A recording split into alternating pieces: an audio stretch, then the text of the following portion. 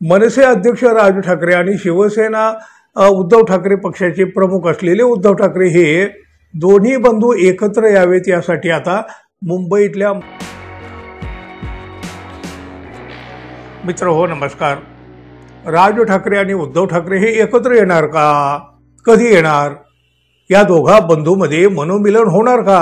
अहो हे प्रश्न खूप जुने झालेले आहेत, चावून अगदी चघळून याचा चौथाही झालेला आहे, तरी सुद्धा अधूनमधून हे प्रश्न पुढे येतातच।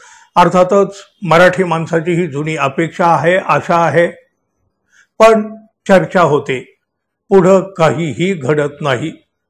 टाळी वाजते, त्याला प्रतिसाद मिळतो न मिळतो यावर हे सगळं याआधी आपण बघितलंय।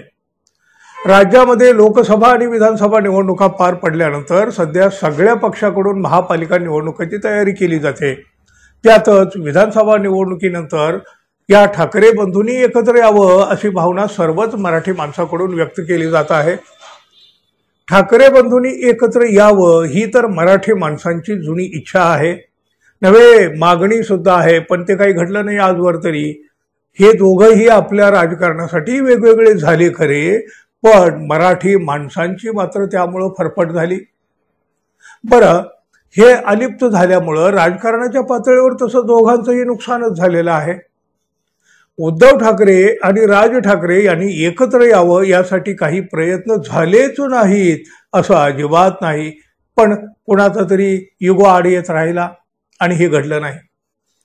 आणि दोन बंधूंचं एकत्र येण्याचा विषय सतत लटकत राहिला। दोन्ही बाजूच्या कार्यकर्त्याकडून देखील अधूनमधून अशा प्रकारच्या मागण्या होत असतात। कधी फ्लेक्स लावून याकडे लक्ष वेधलं जातं, पण त्यापेक्षा पुढं काहीही घडलेलं नाही आणि घडतही नसतं। निदान आजवरचा तरी हाच अनुभव आहे ना।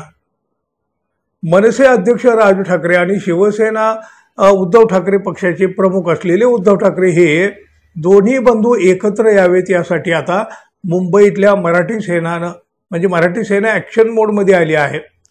येत्या गुढीपाडव्याच्या निमित्तानं ठाकरे बंधू मिलन कार्यक्रम आयोजित करण्यात आलेला आहे।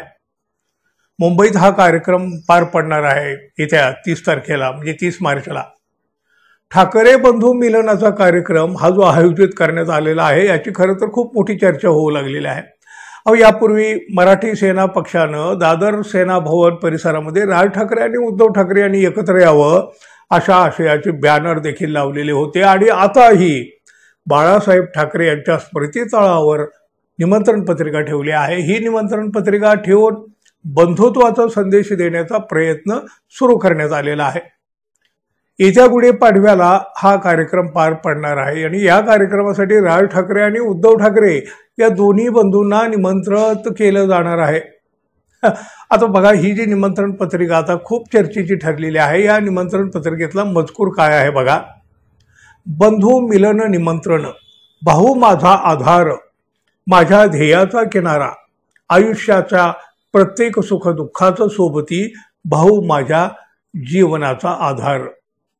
बंधू मिलन कार्यक्रम दिनांक 30 मार्च 2025 रोजी छत्रपती शिवाजी महाराज मैदान मुंबई इथं सकाळी 11 वाजता स्वर्गीय बाळासाहेब ठाकरे यांच्या स्मृतिस्थळाजवळ घेण्याचे योजिले आहे।